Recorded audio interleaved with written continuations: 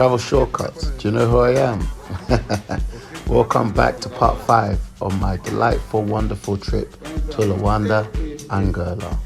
And in this installment, we're kicking it with the fam. Yeah. Me time, family time out there, boy. So yeah, just been checking out the slums and checking out the modern standards out there in Luanda. I mean, this episode's more of a kick it spot, you know? It's a chillaxing time. We've done a bit of the nightlife, the rumble in the jungle, and now we're just chilling with the family members, you know, giving back to the community. Oi, oi. And yeah, the nightclubs are not too bad out here, you know. They get packed, ram-packed. And I tell you what, these Angolans, these Africans, they know how to party, man. They'll put anyone to shame. And what, all-nighters, these blokes, these ladies all drinking under the bloody table out there. Trust me, I'm a survivor. Just ask Beyonce. But yeah, man, just honestly, this place, Angola, Luanda, very underestimated. Just so much to see and do and get lost in the bloody madness. This episode is especially dedicated to the Godfather, Kevin Samuels. If you don't know him, Google him, YouTube him. He's a godfather out there, and I've left an installment out there. Check it out.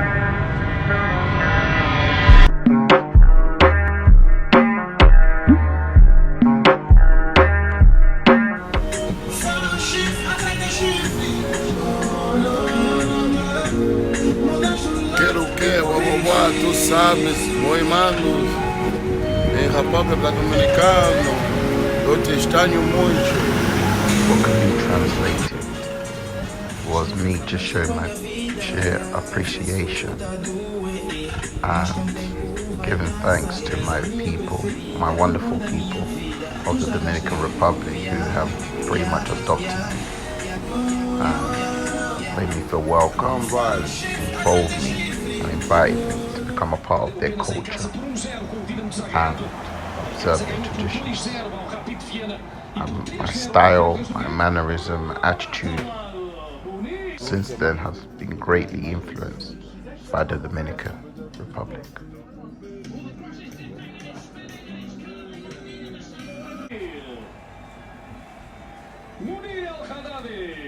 Fala bem, chefe, tudo tranquilo, né? Não tens coronavírus, né? Não. Álcool mata coronavírus, né? Álcool mata. I mean, once you're in Mother Africa, your stress, anxiety, psychological trauma just goes out the bloody window. That you just find yourself in tranquility. You know, no woman, no cry. The phenomena continues. Mi amor. Maravilhosa. É mesmo assim, angolana é mesmo angolana, né? That's the thing about Africa. Once the football bloody starts, especially in terms of talking, I'm addressing the men, it just comes to a standstill. Everyone just becomes fixated. Even women. Well, some I have to point out. And yeah, man, it was just great just being with some family members and just doing nothing much. You know, you don't need to do much to have a good time, and this is my conundrum of the UK. Next day, same thing. Started visiting some family members, start seeing old school places I used to frequent, and just catching up really with the fam and just exploring really. And even though I was visiting and checking out the slums out there, it was something breathtaking about it. You know, the views, the scenery, it was quite astonishing. It had a profound effect on me, I have to say. It's like my whole world, my whole existence just came to a standstill. And I just found myself in awe, in a gaze, it's quite the opposite. Usually you take an Angolan person that's pretty much predominantly grew up in the slums and you take him over to Europe and let him become accustomed to our lifestyle. He'll become infatuated almost and will become in awe with everything that he's consuming. And quite the opposite with me. Being exposed to this, I guess, hostile, less fortunate surroundings and infrastructure and way of life, I became in awe of it. It was something captivating about these views and the scenery and the ambience that captivated me. It's no words can describe what I felt, but it was a joy nevertheless. Me faz isso, meu mano. O mano tava quase se cagar aqui, mano. Mas já fiz. And then it was pool time. Of course, I understood that being the outsider from Europe, I was, I guess, responsible for, splashing the cash. But I did so on my own accord, not by force. And I just decided to take the cousins and the friends of the cousins that they brought along with them without asking for the ride. So we started modestly, little bar, little drinks, and boy, the night just unraveled in a heartbeat. Older women are too hard to deal with. Older women are too hard to deal with. I talk to women every day. And when I talk to professional women over 35, you get a laundry list of requirements. And it's like, I've actually taken to the point to where I record some women and I play it back in the session. And I'm like, listen to how you sound. And like, oh, I didn't know I sounded like that. I'm like, that's how you go into the dating market, with your fists up, ready to tell a man he ain't crap. So if that's the case, ladies, what are you expecting from men? So yeah, man, linked up with one of my cool UK brothers out there doing big things in Angola.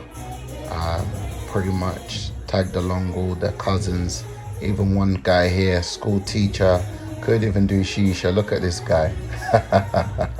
Cheeky git, look at him. Oh, he got excited now, didn't he? He got a little puff out of the way.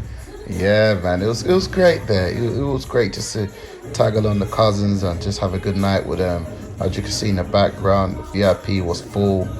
Had some earthy tropical delights out there.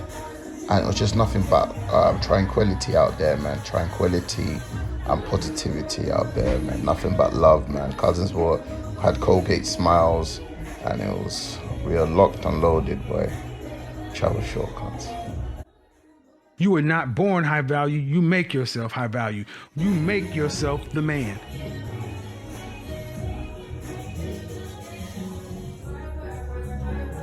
One of the key things in this whole high value thing is learning that you're going to have to sacrifice. You're going to have to invest in coaching.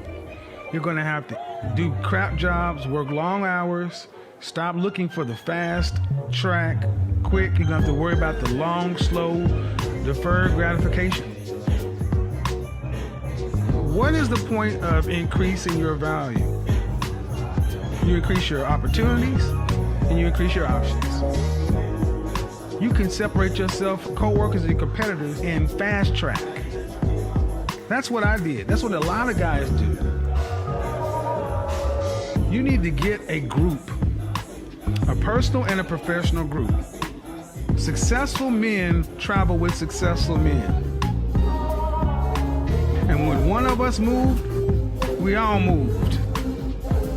7 people going at one target together.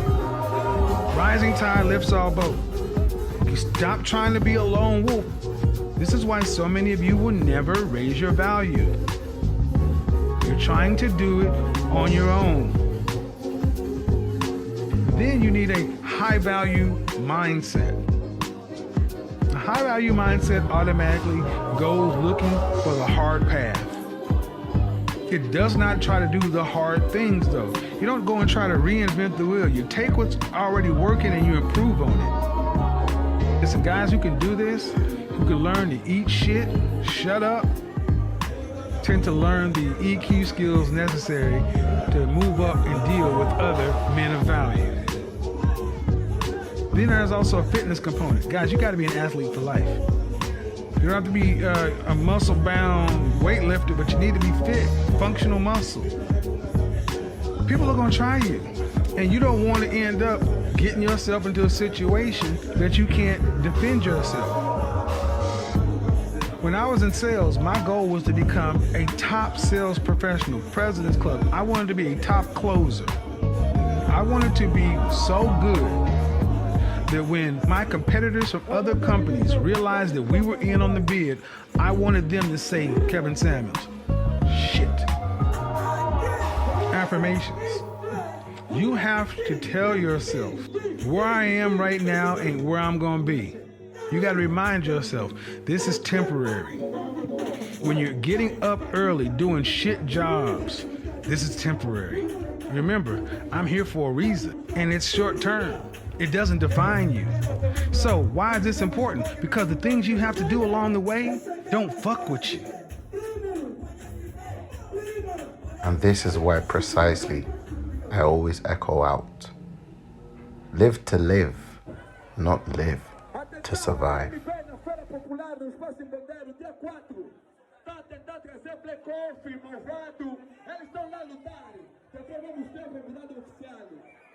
Travel shortcuts, and RIP the legend, the Godfather, Kevin Samuels.